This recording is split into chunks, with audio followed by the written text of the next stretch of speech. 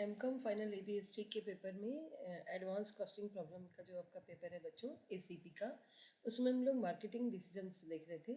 इसके दो लेक्चर्स मैंने आपको बताए थे, जिसके अंतर्गत हमने बात की थी मार्केटिंग किस प्रकार से डिसीजंस को किस प्रकार से लिया जाता है, उसके लिए कौन कौन से फैक्टर्स उसमें जो है इफेक्ट करते हैं। तो हम पहले प्रोडक्ट को देखते हैं, प्रोडक्ट डिसीजन लेते हैं कि कौन सा प्रोडक्ट बनाया जाए, किस प्रकार से बनाया जाए और उसको कहाँ सेल किया जाए, कैसे किया जाए। प्रोडक्ट की प्राइस को प्राइसिंग डिसीजन लिया जाता है, प्लेसिंग का डिसीजन, डिस्ट्रीब्यूशन के लिए कौन कहाँ कहाँ कैसे किया जा सकता है, डिस्ट्रीब्यूशन का डिसीजन, प्रमोशन का डिसीजन उसका लेना, तो कैसे उसका जो है सेल्स बढ़ाई जाए। मार्केटिंग मिक्स हमने देखा, उसमें प्रोडक्ट डिसीजन देखा। तो ये सारी चीज़ें, उसकी लिमिटेशंस क्या है प्रोडक्ट मार्केटिंग की, वो भी हमने उसमें देखा था फर्स्ट वाले में पार्ट में। पार्ट सेकंड में हमने इसका एक क्वेश्चन देखा था और पार्ट थर्ड में भी मैं क्वेश्चन ला रही हूँ। उन क्वेश्चंस की मदद से आप इसकी काफ़ी चीज़ें समझ सकते हैं कि किस प्रकार से हमें मार्केटिंग का डिसीजन लेना चाहिए। डिसीजन का मतलब क्या है बच्चों, आप लोग सारी चीज़ें कॉस्टिंग जो है पहले आपने फर्स्ट ईयर में पढ़ी ही थी कॉस्टिंग की, कैसे डिसीजंस ली जाते हैं। यहाँ पर उन्हीं के जो आपने वहाँ समझा था उसी को देख करके हम डिसीजंस लेते हैं। आपने वहाँ पर पढ़ा था मार्जिनल कॉस्टिंग कैसे जो है डिसीजन लेने में हमें हेल्प करती है। यहाँ भी आपको एमकॉम फाइनल के सीबीएसई पेपर में स्टार्टिंग में एडवांस कॉस्टिंग में मेन हमने मार्जिनल कॉस्टिंग देखी है, जिसके अंतर्गत मैं वापस से आपको ब्रीफ करती हूँ। जिसने नहीं समझा हो या जिसको कहीं पे कुछ प्रॉब्लम आ रही है तो बेसिक्स में आपको वापस से थोड़ा सा एक दो लाइन में क्लियर करती हूँ, क्योंकि लेक्चर बहुत बड़ा हो जाता है तो फिर वो वीडियो अपलोड नहीं होता है। तो इसको मैं शॉर्ट में बताने की कोशिश करती हूँ। और किसी को नहीं समझ आया हो अभी तक का बताया हुआ तो मेरे वीडियोज़ देखिए, और नहीं तो आप मुझसे भी बात कर सकते हैं इसके बारे में कि कहीं पर अगर आपको पर्सनली कोई पूछना हो तो प्रॉब्लम्स आने पर आप उसमें शेयर कर सकते हैं। इसके लिए मैंने आपको ये बुक भी सजेस्ट करी थी, ओसवाल बिदावत की जो बुक है, ये ओसवाल मंगल बिदावत की एडवांस कॉस्टिंग प्रॉब्लम की। तो ये बुक भी आप खरीद सकते हैं, रमेश बुक की बुक है ये, और इससे अपनी जो है आगे ये प्रॉब्लम सॉल्व कर सकते हैं। ये हंसा लिमिटेड का मैंने क्वेश्चन लिया है, ये इसी में से लिया गया है। तो मैं इसमें आपको थोड़ा सा इसको समझाने की कोशिश करती हूँ। हाँ, मैं आपसे कह रही थी कि मार्केट किस प्रकार से जो है मार्जिनल कॉस्टिंग होती है। ब्रीफ में आपको एक दो लाइन में मैं आपको सारी मार्जिनल कॉस्टिंग बहुत अच्छे से बता सकती हूँ। देखिए बच्चों, अभी तक जो आप करते आए थे वो हम करते थे सेल्स माइनस कॉस्ट बराबर प्रॉफिट। प्रॉफिट वही है, सेल्स में से कॉस्ट माइनस होनी चाहिए। लेकिन मार्जिनल का फंडा ये है कि हम क्या करते हैं कि अगर हमारे बिजनेस में अगर हमें वेरिएबल कॉस्ट को ही हम जो है केवल माइनस करें सेल्स में से, तो हमारे पास कंट्रीब्यूशन आता है। तो हम वेरिएबल को इंपॉर्टेंस देते हैं, फिक्स को भी हम माइनस करते हैं, लेकिन हम ये मानते हैं कि ये तो चार्जेबल है, एक बार हमने चार्ज कर ली। अब अगर कोई नया हमें ऑर्डर मिल रहा है तो हम उस ऑर्डर पे उसको जो है बार बार चार्ज नहीं करेंगे, एक ही बार चार्ज कर चुके हैं। तो वो डिसीजन जो है केवल वेरिएबल कॉस्ट के आधार पर आप ले सकते हैं, यानी सेल्स माइनस वेरिएबल कॉस्ट बराबर कंट्रीब्यूशन। और कंट्रीब्यूशन में ही आपकी दो चीज़ें हैं, फिक्स्ड कॉस्ट प्लस प्रॉफिट है। तो अगर आप सी में से एफ माइनस कर दें तो पी आ जाएगा, और सी में से अगर पी माइनस कर दें तो आपका फिक्स कॉस्ट आ सकती है। तो कोई अगर चीज़ मिसिंग है आपके क्वेश्चन में तो उसको निकालने के लिए आपसे क्वेश्चन पूछा जा सकता है। यानी आप समझ गए बच्चों, एस माइनस वी बराबर एफ प्लस पी, ये एक आपकी इक्वेशन होगी। बात होगी वही घुमा करके हमने किया है, लेकिन बहुत इंपॉर्टेंट है ये डिसीजन, क्योंकि बिजनेसमैन सोचता है कि फिक्स्ड कॉस्ट तो चार्ज हो ही गई है। अब अगर कोई नया हमें कोई अपॉर्चुनिटी मिल रही है तो उसको हम केवल वेरिएबल के आधार पर ले सकते हैं।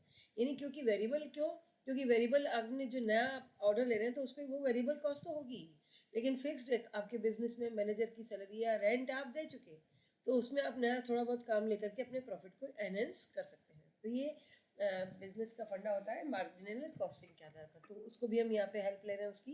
तो देखिए अंसा लिमिटेड का एक क्वेश्चन, बहुत ही अच्छा क्वेश्चन आपको दिया है इसमें। ये आपकी बुक का ही क्वेश्चन है, इसमें पेज नंबर 9.26 पर ये मैंने आपको जो अभी बुक दिखाई थी उसी में ये क्वेश्चन है। अगर आपको इसमें थोड़ा सा वर्ड्स नहीं दिख रहे हो तो मैंने पूरी कोशिश की इसको अच्छे से बताने की। तो देखिए इसके क्वेश्चन में इसने क्या दिया है। हंसा लिमिटेड है जो कि अपना जो है उपभोक्ता उत्पाद का निर्माण कर रही है और संपूर्ण देश में इसके 200 डिपोज हैं। आप ये ध्यान रखिएगा कितने डिपो है इसके, 200, यानी कोई चार्जेस ले लें तो अपन उसको इंटू 200 करते जाएंगे।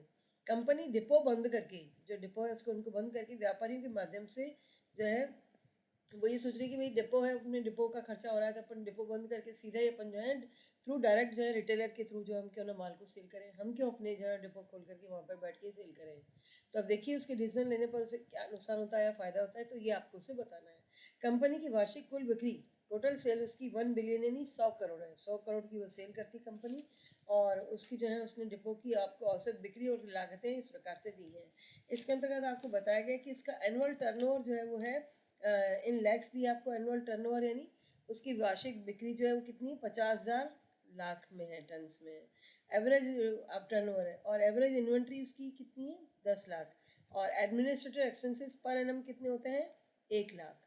स्टाफ सैलरी कितनी है, 1,80,000। ठीक है, जो फिगर्स थोड़े से यहाँ दिए हैं वो मैं बोल के बता रही हूँ आपको, इसलिए क्या करें, आपको क्लियर नहीं हो जाए, बुक आपके पास नहीं है तो मेरी बात सुन करके भी आज क्वेश्चन को करने की कोशिश कर सकते हैं। स्टॉक रखने की लागत है आपकी 16% वार्षिक।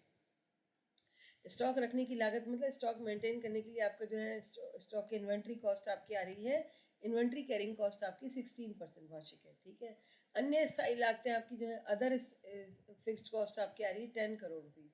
ठीक है, व्यापारियों के माध्यम से अगर आप विपणन करते हैं, सेल करते हैं, तो आपको जो है व्यापारी भी नियुक्ति करनी होगी, और व्यापारी के लिए न्यूनतम बिक्री का जो है आपको जो है करके देंगे। इससे आपकी क्षमता जो है वो 80% से 100% आपको बढ़ानी पड़ेगी। दैट मीन्स अभी जो ये सारे डेटा दिए हैं आपके 80% के दिए हैं, आप उसको 100% पर भी ले जाएंगे कि उसमें क्या फ़र्क पड़ेगा। ठीक है, वर्तमान में कंपनी का लाभ मात्रा अनुपात 20% है, ये पीवी रेशो कहलाता है बच्चों।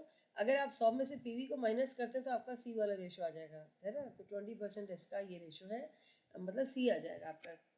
100 में से अगर आप पीवी रेशो को माइनस करते हैं, 80% आपकी सीवी है। ठीक है, सी है। और व्यापारियों के माध्यम से विपणन की बिक्री करने पर आपको 8% का जो है उसको कमीशन का भी भुगतान करना होगा आपको, उनको व्यापारियों को। और विद्यमान कर्मचारियों का 50% आपकी कंपनी में भी खपाना होगा, यानी आपको कर्मचारी की जरूरत नहीं पड़ेगी मतलब बाद में। और व्यापारी जो है आपके वो 2 करोड़ रुपये कंपनी में जो है आपके व्यापारी से कहेंगे आपकी भाई आप 2 करोड़ जमा कराओ, जो कि उनसे आप व्यापार करवा रहे हैं, तो उनका उसका 12% वार्षिक ब्याज भी आपको देना पड़ेगा उस पैसे का। तो अभी देखते हैं कि अपन को इसमें लाभ होता है इस प्रस्ताव में या नहीं। अगर लाभ होगा तो हम उससे कहेंगे कि भैया ठीक है, आप तो ये छोड़ करके अपने डिपो बंद करिए और व्यापारियों के थ्रू माल सेल कर सकते हैं। तो दोनों का कंपेरिजन हमने इसमें देखा है। तो देखिए बच्चों, ये कैसे इसको क्वेश्चन तो दिया हुआ है, लेकिन उसके बाद भी आपको समझना पड़ेगा। हालांकि आप पीजी लेवल पर हैं तो आपको समझ में इतनी दिक्कत नहीं आएगी, पर फिर भी मेरे साथ साथ थोड़ा इसको देखिए आप कि हम इसको कैसे करते हैं, है ना। तो अपने पास चॉक एंड बोर्ड तो नहीं है, लेकिन इस सॉल्यूशन को ही हम अच्छे से समझने की कोशिश करते हैं। आपको कंपेरेटिव प्रॉफिटेबिलिटी पता लगानी है कितनी। सबसे पहली बात, सारे फिगर्स आपके करोड़ों में, ये ध्यान रखिएगा। कैपेसिटी यूटिलाइजेशन आपको क्वेश्चन में दे रखा है कि पहले 80% था, लेकिन अब कितना हो जाएगा, 100%। ठीक है, सेल्स आपको दे रखी है कितनी है, पहले सेल्स ये देखिए आप क्वेश्चन में दे रखी है, आपको सेल्स दे रखी है। एनुअल टर्नओवर आपका कितना है, आपका जो एनुअल टर्नओवर है वो है आपका 100 करोड़ का टर्नओवर है, ऊपर दिया है 100 करोड़ पर एनम। ठीक है, तो ये 100 करोड़ है, लेकिन अगर आप इसकी कैपेसिटी 100 करते हैं तो आप ये कहेंगे कि 100 करोड़ की सेल से 80% पे सेल है 100 करोड़, तो 100 पे कितनी होगी, दैट मीन्स 125 करोड़ की आपकी सेल होने वाली है। ठीक है, मार्जिनल कॉस्ट आपको क्वेश्चन में कैसे दी, जो मैंने आपको अभी बताया, ये पीवी रेशो से निकालेंगे। 100 में से पीवी रेशो माइनस करिए, 100 माइनस पीवी रेशो तो आपका 80% आ जाएगा सी। ठीक है, मार्जिनल कॉस्ट आ जाएगी आपकी, सॉरी मार्जिनल कॉस्ट। तो मार्जिनल कॉस्ट आपकी 80% हो गई, तो 100 जो आपकी सेल्स है उसका मार्जिनल कॉस्ट आपके 80 हो गया, है ना। और इधर आपका जो है वेरिएबल कॉस्ट की तरह से आप इसको निकाल सकते हैं। और ये मार्केटिंग इसका अगर डीलर के थ्रू करते हैं तो यहाँ पर आपकी 100 हो गई। ठीक है, क्योंकि 125 का 80% आपने निकाल लिया। अब आपको क्वेश्चन में कहा गया कि इनको आपको कमीशन भी देना है, तो पहले वाले में तो कमीशन देना नहीं, लेकिन सेकंड में देना है। और ये कितना देना है, सेल्स का 8%, तो 125 करोड़ की सेल का 8% निकालिए, 10 करोड़ तो आपके कमीशन में चले गए। ठीक है, चलिए आगे बढ़ते हैं। तो ये आपकी टोटल मार्जिनल कॉस्ट पहले वाले प्रपोजल में आपके 80 करोड़ है, तो दूसरे में 110 करोड़ हो गई। चलिए अब आपके पास में सी कितना बचेगा, 100 में से आप जो है 80 को माइनस करते हैं, तो यानी आपका एस माइनस वी है ये मार्जिनल कॉस्ट, है ना। तो इसको माइनस करने पर सी आ गया, पहले में 20, दूसरे में 15। यहाँ पर कंट्रीब्यूशन तो आपको लग रहा है कि पहले वाले में ज़्यादा है, लेकिन दूसरे में कम। चलिए आगे देखते हैं खर्चों से क्या प्रभाव पड़ता है। फिक्स्ड एक्सपेंसेस आपको निकालने होंगे। एडमिनिस्ट्रेटिव एक्सपेंसेस आपके क्वेश्चन में दिए हुए हैं, आपको एडमिनिस्ट्रेटिव एक्सपेंसेस दिए हुए हैं 1 करोड़, तो 1 लाख, सॉरी, तो 1 लाख आपको दिए, तो 1 लाख को इंटू गुणा करिए 200 डिपो से। 200 आपके डिपो है, तो कितना टोटल खर्चा होगा। अगर आप जो है डिपो चलाते हैं तो उस पर आपका 200 डिपो से गुणा किया तो आपके 2.0 करोड़ रुपये खर्चा हो गया, है ना। एक एक डिपो पे आप कर रहे हैं 1 लाख, तो 200 डिपो पे आपके 2 करोड़ हो जाएंगे टोटल। ठीक है, ये आपको खर्चा करना पड़ेगा जो उसमें नहीं करना पड़ रहा है। स्टाफ की सैलरी देखिए कितनी है, पहले वाले में आपकी जो है 200 डिपो से गुणा करेंगे तो 1,80,000 जो आपकी स्टाफ की सैलरी है आपको दी है क्वेश्चन में 1.80 पर एनम, तो 1.80 को आपने 200 डिपो से गुणा किया तो 3.60 आ गया। और दूसरे में आपके डिपो से गुणा नहीं करना, सीधा 1.80 ही देगा। चलिए इन्वेंट्री कैरिंग कॉस्ट आपको जो दी है वो कैसे दी है, इसने कहा आपको इन्वेंट्री कैरिंग कॉस्ट के लिए कि ये 16% स्टॉक रखने की लागत होगी। इन्वेंट्री कैरिंग कॉस्ट कहलाती है स्टाफ स्टॉक को मेंटेन कहाँ करेंगे, गोदाम में रखेंगे, कहीं रखेंगे, तो उसका जो भी खर्चा आता है वो आपका कितना आता है। तो आपको ये इसने खर्चा दिया है कि 10 लाख 16% वार्षिक है, ठीक है। तो 16 वार्षिक किसका होगा, आपकी जो इन्वेंट्री है एवरेज इन्वेंट्री उसका, ठीक है। आपकी इन्वेंट्री कितनी 10 लाख है, 10 लाख को आपने गुणा के क्वेश्चन में दे रखी है आपको, ये एवरेज टर्नओवर के नाम से दिया हुआ है। ये देखिए आप, ये क्वेश्चन में आपको दे रखा है एवरेज टर्नओवर आपका कितना है, ये दिख नहीं रहा है, ये 10 लाख है ना। तो 10.00 है तो 10 लाख हो गया, ऊपर लाखों में लिखा हुआ है। तो ये 10 लाख आपकी इन्वेंट्री हो गई। इन्वेंट्री 10 लाख को आपने मल्टीप्लाई किया, 16% कैरिंग कॉस्ट है ना, इंटू 16% किया। लेकिन ये 200 डिपो के लिए निकालनी है, तो ये आपकी जाके कॉस्ट बैठती है 3.20, जो कि वहाँ नहीं होने वाली। इन्वेंट्री कैरिंग कॉस्ट फर्स्ट पे होगी, सेकंड पे नहीं होगी, क्योंकि वहाँ डीलर अपनी मेहनत कर रहा है, आपको डीलर को पैसे देने हैं, डीलर करेगा काम। पहले बारे में आप खुद स्टॉक को संभाल रहे हैं, इसलिए आपका खर्चा हो रहा है। चलिए आगे बढ़ते हैं।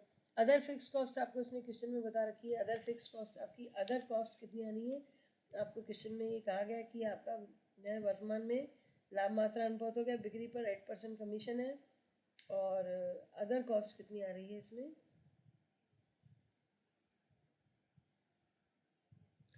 अदर कॉस्ट इसने आपको दे रखी है 10 लाख। ये देखते हैं कितनी आपको दी है इसने, 10 लाख क्वेश्चन में कहीं ना कहीं ये होगा आपका, ये 10 लाख का आपको जो है अदर कॉस्ट आपको लग रही है इसमें, अदर फिक्स्ड कॉस्ट, जो कि दोनों में सेम लगने वाली है, ठीक है। चलिए ये आपकी जो है अदर फिक्स्ड कॉस्ट आ गई, क्वेश्चन में कहीं दे रखी होगी आपको, इसको आपने इसमें लिख दिया कि अदर फिक्स्ड कॉस्ट हमारी जो है इतनी आ रही है। स्टाफ रखने की लागत, इसके बाद अन्य स्थायी लागतें आपको क्वेश्चन में दे रखी 10 करोड़ वार्षिक है, तो दोनों में 10 करोड़ आपने दोनों में लिख दिया, ये सब में सेम रहने वाली है। चलिए अब अपने पास में अपने को निकालना, देखो बच्चों पहले एस था 100, ठीक है, पहले की का देखिए 100, फिर आपने सी निकाला, वी निकाला, वी आपका 80 आया तो सी आ गया 20। अब सी जो आपका है उसमें से अगर आप फिक्स्ड माइनस करते हैं, मैंने आपको बताया था, तो आपके पास पी आ जाएगा, प्रॉफिट आ जाएगा। 20 में से आपने घटाया 18.80 है ना, सी माइनस एफ, तो बराबर आ गया पी। पी रहा आपका इसमें 1.20 और उसमें हो गया 3.20, कितना फ़र्क है। चलिए आगे देखते हैं। अब इसमें एक और चीज़ आपकी सेव हो रही है, क्योंकि आपको वहाँ पे 16% कैरिंग कॉस्ट लग रही थी, यहाँ पे आपको उनको 12% जो है देना पड़ रहा है। ये क्वेश्चन में कहा होगा आपको, हाँ उनको आपको 12% ब्याज देना है डीलर्स को, क्योंकि यहाँ 16% का खर्चा आपने ऊपर डाल रखा है। ये देखिए ऊपर आपने डाला था ना कैरिंग कॉस्ट 3.20, तो वो यहाँ नहीं हो रही है, तो यहाँ पर क्या हो रहा है फिर, तो उससे अपने को फ़ायदा हो रहा है, यानी 4% का जो फ़ायदा है वो ऊपर ले रहे हैं, वो ले रहे हैं 0.08। 4% इज इक्वल टू 16 माइनस 12 आपने किया, और आपकी सेविंग हो रही है इंटरेस्ट ऑन डिपॉजिट पर। उनकी डिपॉजिट आपके पास में 2 करोड़ पड़े हुए हैं, 2 करोड़ का आपने मल्टीप्लाई कर लिया इंटू 4%, तो ये आ गया 0.08। तो अब आप देखिए कितना डिफरेंस आ रहा है। अब इससे बिल्कुल क्लियर हो रहा है कि भाई आपको जो है 1.20, तो अगर आप प्रेजेंट पोजीशन में अगर आप डिपो खोल के बैठे हैं तो आपको इतना लाभ होने वाला है, यानी 1.20 करोड़ का। और अगर आपने जो है डीलर्स के थ्रू किया तो आपको कितना हो रहा है 3.28, ठीक है। तो ये आपको जो है इसमें फ़ायदा रहा, क्योंकि आपके एडमिनिस्ट्रेटिव के खर्चे बच गए, आपके स्टाफ के खर्चे कम हो गए, आपके आधा स्टाफ हो गया, आपकी कैरिंग कॉस्ट बच गई है। तो ये इस तरह से इनसे फ़ायदा लेकर के आप जो है डीलर्स के थ्रू भी कर सकते हैं। तो ये आपको प्रस्ताव, आप उसे सलाह देंगे कि भाई इस प्रस्ताव को आप स्वीकार कर सकते हैं, इससे आपको लाभ होने वाला है।